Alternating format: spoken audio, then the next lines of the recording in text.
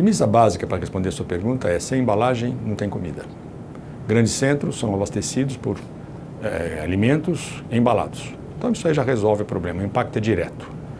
Se quem produz o produto consegue pensar primeiro e entender o que o consumidor deseja, exemplo, garrafinha de água, o consumidor deseja água, mas ele deseja uma água portátil, né?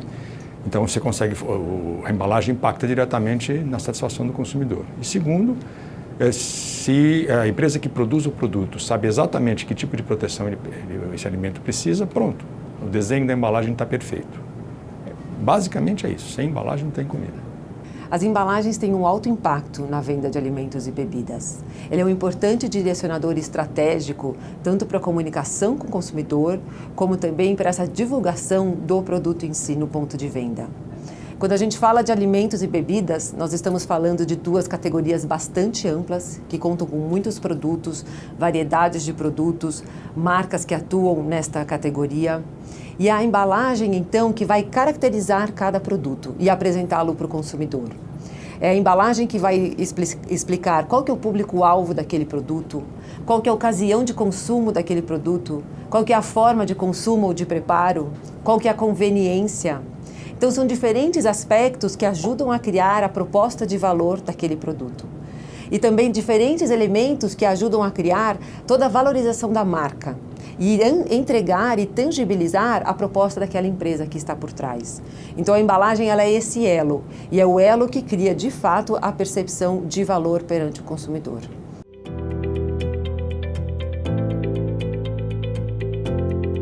A embalagem tem um papel fundamental no processo produtivo. Mais do que isso, a embalagem ela tem 3 momentos da verdade. Então, realmente é esse olhar para o processo produtivo, como que ela traz eficiência para todo esse processo, como que a embalagem performa no momento de venda e de consumo e, por fim, como que a embalagem pode ser revalorizada e a gente resgatar aquela matéria-prima. Então, esse primeiro estágio da eficiência no processo produtivo, ela é fundamental para uma empresa. Nós estamos numa economia muito calcada em eficiência e em produtividade.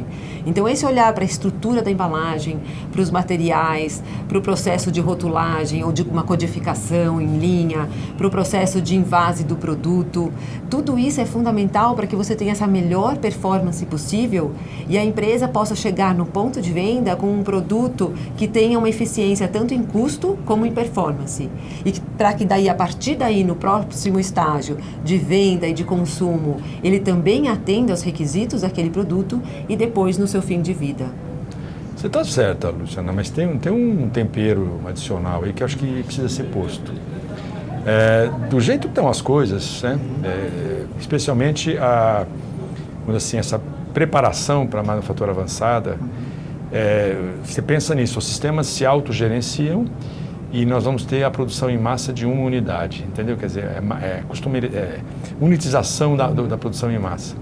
Para fazer isso, a empresa tem que ter instalações absolutamente flexíveis, o que contraria muito do nosso dia a dia. Se você pensar em produtividade no conceito atual, que quanto se produz por homem-hora trabalhado, por recurso investido, essa conta está de perna para o ar, né? Porque você vai fazer depois você vai fazer outro, depois você vai fazer lotes pequenos.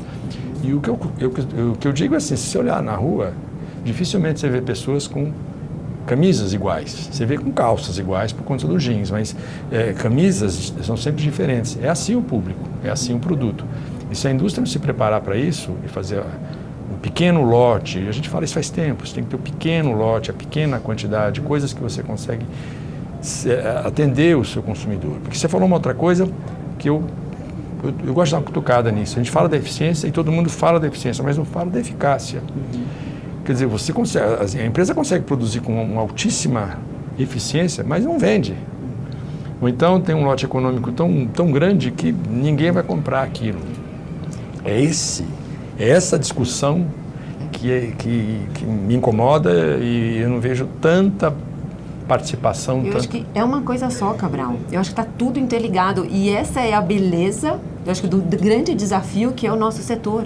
Você tem que integrar tantas interfaces ao mesmo tempo. Então, justamente, hoje o mercado ele vem demandando cada vez mais uma customização dos produtos para atender a cada consumidor, momento de consumo, público-alvo. E a gente tem equipamentos e processos que pensaram no grande volume. Então, sim, nós estamos no momento onde a gente vai entendendo como flexibilizar esses processos, justamente para, numa eficiência operacional, sem perder hora de ajuste de um equipamento, você poder já se adaptar aos diferentes produtos daquela linha de produção, mas sim considerando eficiência. Porque eficiência, a perda, ela é um prejuízo para toda a cadeia. E esse primeiro olhar para a embalagem pressupõe eficiência, né? Quando a gente fala de cadeia produtiva, a gente está pressupondo eficiência. E aí sim a gente vai olhar para a eficácia, para o consumidor, para todos os demais aspectos. Mas o operacional, ele pressupõe eficiência, e aí eu concordo com você, a tecnologia está vindo cada vez mais para nos dar essa flexibilidade, mas calcada na melhor eficiência possível. É mais eficiente ainda a partir da tecnologia que a gente vai poder incorporar nos nossos processos.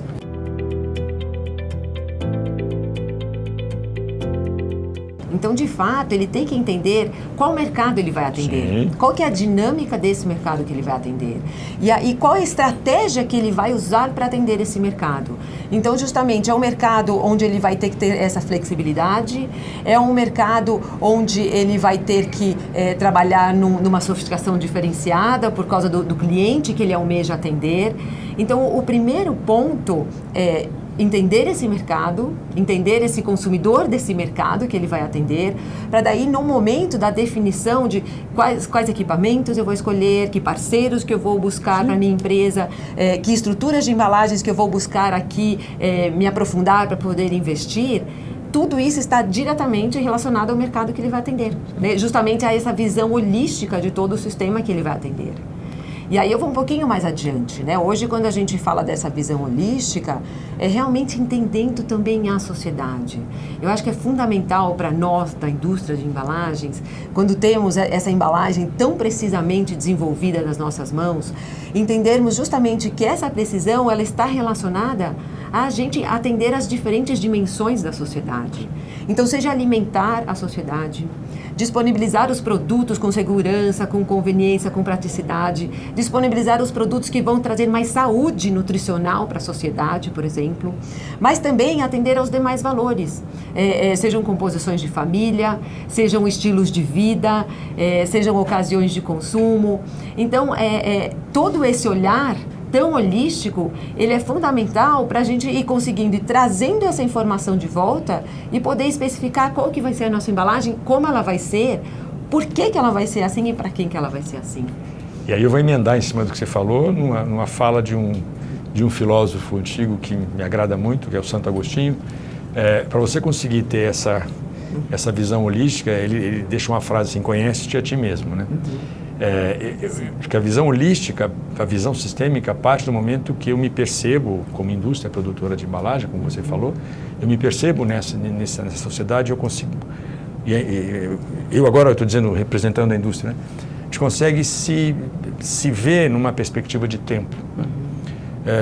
Não adianta nada eu conhecer profundamente o meu processo e não ter assim um mínimo de percepção para ver que daqui 1, 2 anos esse produto, essa bagagem toda que eu estou construindo não vai valer nada, porque a sociedade se transforma de uma maneira muito rápida, muito turbulenta. Então, concordo contigo, mas eu acho que é fundamental a pessoa, a empresa, saber onde ela está jogando. E esse conhecer-se, às vezes, é dolorido.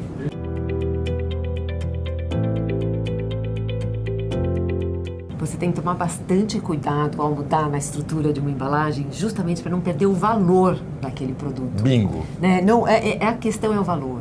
Se você só foca em custo, se você só vende custo, o seu universo e as suas limitações vão ser o seu custo. A questão é, você tem que vender o valor. O que você está entregando? Que potencial você está entregando? Então, se uma empresa começar a falar, não, eu vou cortar, ela vai cortar o seu valor, ela vai cortar as suas entregas. E aí, isso é que vai fazer com que a empresa perca mercado. É isso aí, eu vou no Porter.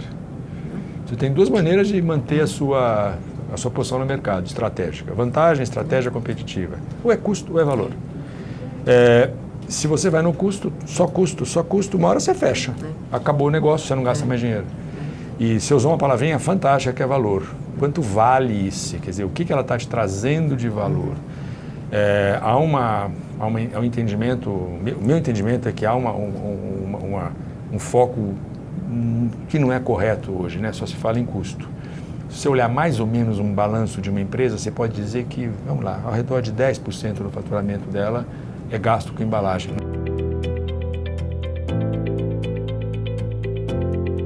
Eu tenho um entendimento do futuro para qualquer setor muito focado nessas maluquices até que eu te falei, né? Da geração Z, da customização de massa. Eu acho que vale a pena a gente passar uma mensagem dessa de que forma que nós dois, né, conseguimos ver, ou de que forma que a gente vê o que vai acontecer no futuro, né? Eu meio que já desenhei, né? Eu acho que é imprevisível. Não sei quais são as profissões. Eu gosto muito de uma... e a embalagem está nisso que eu te falei, uma entrevista do criador ou gestor do Museu do Amanhã, numa entrevista dele numa rádio de São Paulo, ele dizendo que todo mundo está preocupado com os millennials, que são a geração Z. Mas ninguém está se preocupando com os centennials, que são pessoas como nós aqui, que temos uma saúde razoável, que muito provavelmente vamos viver até perto de 100 anos. Então, essas pessoas têm novas necessidades de embalagem, novas necessidades de comida, novas necessidades de transporte. É um outro mundo, né? Não adianta você pensar só o seu pequeno mundinho, né? Então, acho que a minha mensagem, o meu olhar para o futuro é esse. É um mercado novo que acontece. Falei demais, agora é sua vez. Nós temos boas perspectivas para o futuro, né? Seja macroeconomicamente, né? Nós somos um país de altos e baixos e agora já estamos de novo numa vertente de alta. Isso. Temos que aproveitar esse momento realmente para nos fortalecermos e nos prepararmos para ir cada vez mais adiante. E esse olhar para o futuro, no meu entendimento, é justamente a gente entender todas as dinâmicas da sociedade. O que está se transformando na nossa sociedade? Como que o varejo e os demais canais de venda que podem surgir a partir das plataformas tecnológicas vão impactar um sistema de logística, um sistema de venda, um sistema de consumo ou mesmo um sistema de compra? Como consumidor, como você falou, que vai viver mais, o que isso vai nos trazer de demanda? Ou mesmo como nós estudamos pelo Observatório de Embalagens, um estudo que fizemos recentemente, quais passam a ser os valores dos consumidores e como que a gente faz parte desse valor? Então, acho que a gente tem que entender que é uma sociedade que vai querer, sim, cada vez mais eficiência e, principalmente, cada vez mais assertividade, mais objetividade. E tendo isso em pauta, olhando as diferentes dinâmicas, a gente vai trazer isso para o nosso setor e direcionando a sua embalagem.